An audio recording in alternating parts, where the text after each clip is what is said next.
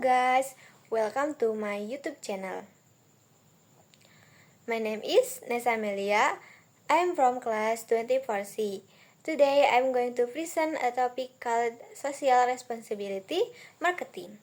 This concept is very important in modern business because it is not just about making profit, it's about how company run its marketing activity responsibly and ethically, with respect for social.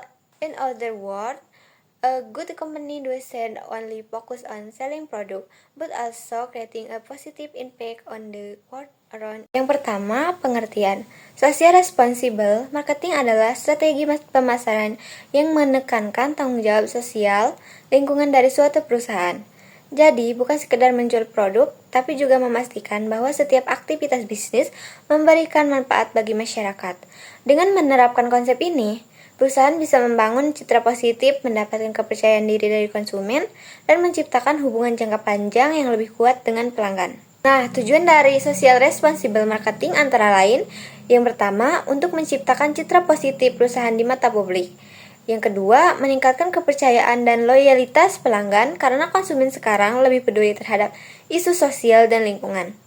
Dan yang ketiga, membantu melestarikan lingkungan dengan meningkatkan kesejahteraan masyarakat. Dan terakhir, memastikan bahwa bisnis dijalankan dengan cara yang etis, bertanggung jawab, dan berkelanjutan. Prinsip dasar. Ada 4 prinsip utama dalam social responsible marketing. Yang pertama adalah etika. Perusahaan harus jujur, transparan, dan tidak menipu dalam promosi produknya. Yang kedua, keberlanjutan. Kegiatan bisnis harus memperhatikan kelestarian lingkungan. Yang ketiga, keadilan sosial. Menghargai hak kerja, pelanggan, dan masyarakat tanpa diskriminasi. Yang keempat, kepedulian. Perusahaan menunjukkan empati dan turut berkontribusi dalam kegiatan sosial. Selanjutnya, strategi penerapan.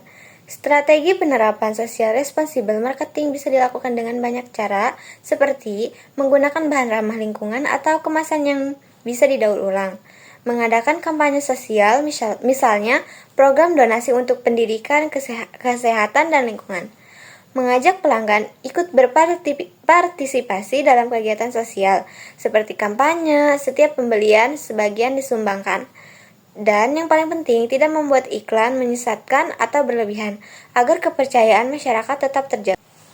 Selanjutnya adalah manfaat. Dengan menerapkan social responsible marketing, perusahaan bisa memperoleh banyak manfaat, diantaranya membangun reputasi positif di mata publik, meningkatkan loyalitas pelanggan karena konsumen merasa ikut berkontribusi pada hal baik, menarik investor dan mitra bisnis yang punya visi sosial serupa, dan menjaga etika dan kelestarian lingkungan, sehingga bisnis bisa bertahan lebih lama dan lebih stabil.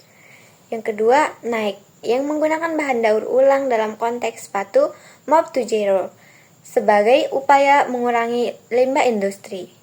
Yang ketiga, Indomie, melalui program Indomie Peduli yang aktif membantu korban bencana alam di Indonesia.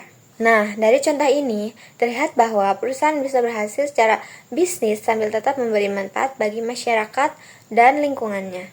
Jadi, kesimpulannya, sebagai penutup, social responsible marketing bukan hanya tentang bagaimana menjual produk, tapi juga bagaimana perusahaan menjalankan bisnis dengan tanggung jawab dan empati. Dengan menerapkan prinsip etika keberlanjutan dan kepedulian sosial, perusahaan bisa membangun citra positif, mendapatkan kepercayaan publik, dan menciptakan dampak positif bagi masyarakat. Jadi, pemasaran yang baik bukan cuma tentang profit, tapi juga tentang purpose, yaitu memberi kontribusi nyata untuk dunia yang lebih baik. Thank you so much for listening to my presentation. I hope you enjoy it and learning something useful about the importance of manager and managing. See you next time. Bye-bye.